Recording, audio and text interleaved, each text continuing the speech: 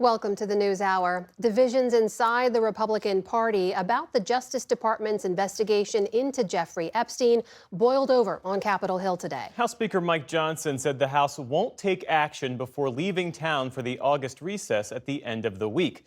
The controversy is fracturing the party and renewing calls for transparency. Our congressional correspondent Lisa Desjardins has more. At the Capitol, a sudden rush to exit this week. Speaker Johnson explained why the House is leaving early. There's no purpose for Congress to push an administration to do something that they're already doing. But pledges from President Trump and AG Pam Bondi to release more information about Jeffrey Epstein, his alleged sex trafficking organization, and his death have yet to be fulfilled, bringing new reminders of Mr. Trump's former friendship with Epstein. Trump has said he knew nothing of Epstein's alleged crimes. But this bill from Republican Thomas Massie to release all records while protecting victims' identities would force a tough vote that the White House does not want now. The issue ground the House Rules Committee to a halt last night after Democrats tried to force a vote on releasing Epstein information. Well, we could do it right now. And now the House will leave early for August recess. I don't think this issue is going away over August. Massie, known as a sharp thorn in leadership's side, is blunt. I mean, people have wanted these files for years. And then, the president's staff, administration, his own children, his vice president have promised that these files would come out. And now we're being told it's a hoax. It doesn't wash.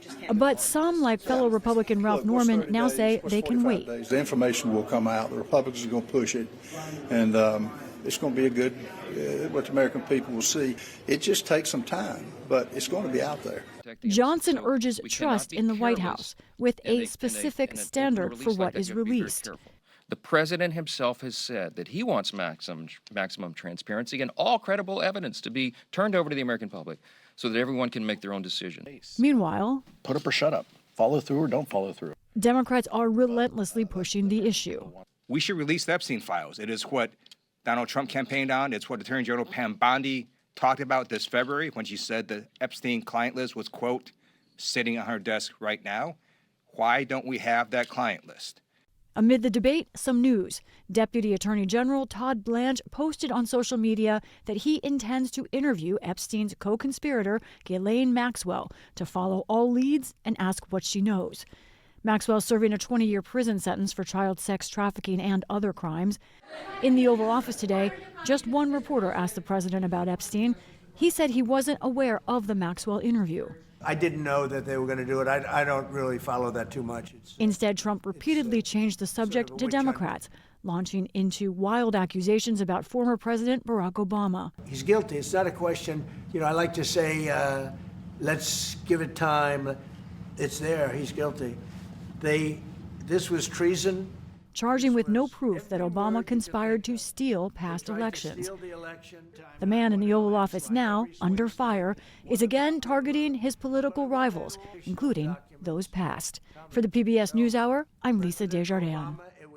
And here to discuss the legal implications of all the Jeffrey Epstein developments is Arlo Devlin Brown. He's a former federal prosecutor and headed the unit at the U.S. Attorney's Office in Manhattan that later prosecuted Epstein. Thank you for joining us.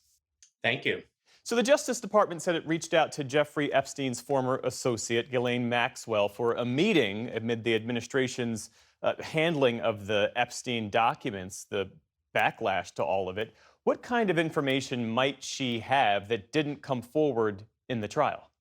So it's really hard to know. It could be they're looking to see what information she has, and I guess also important is what information doesn't she have, since the DOJ is also looking to see if it's prior investigation which found that no other people were responsible for crimes against the victims, to make sure that was complete.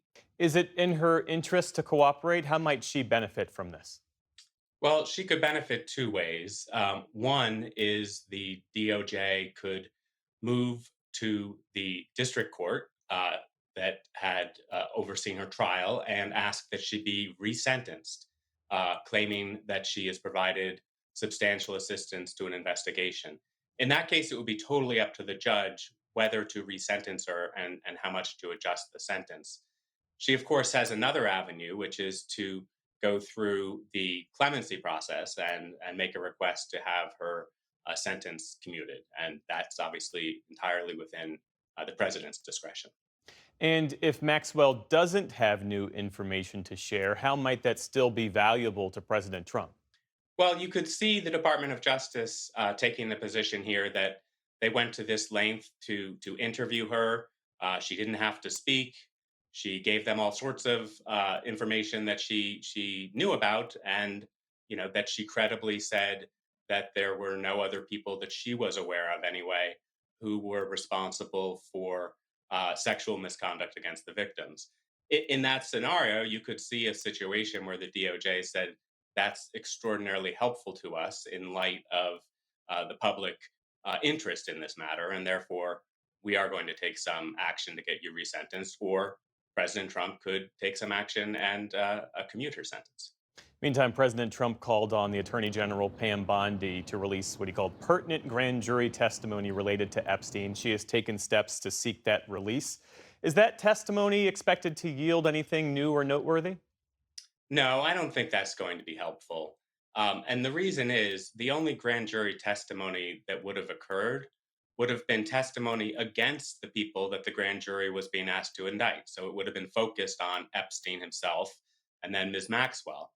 And second, it's typically the practice in federal courts for the evidence to be summarized, often by a single witness from law enforcement.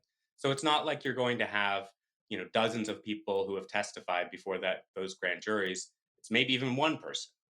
How unusual a move is it to make grand jury testimony public? It's very unusual. There are occasions where the defense counsel seeks it for various reasons relating to their legal situation, but the government almost always resists those efforts and fights to keep it secret, because one of the things that the DOJ likes to tell witnesses who are appearing in the grand jury is that this is a secret process and can't be revealed to the media or to anyone outside of the court's permission. There are still many files related to the Epstein case that have not been publicly released. Based on your experience in similar investigations, what kinds of information might be in those files, and might the DOJ find a way to release them? Yeah, so the grand jury testimony or other material that was subpoenaed to the grand jury, that the DOJ requires a court order to release, and the court may or may not do that. But there's a host of other material that is not grand jury material. For example, there were searches of Mr. Epstein's properties that yielded, as we've seen, lots of documents and other material. The DOJ could release that information if it wanted to, likely without the need for any sort of court authority. Former federal prosecutor Arlo Devlin Brown, thanks again for being with us. Thank you.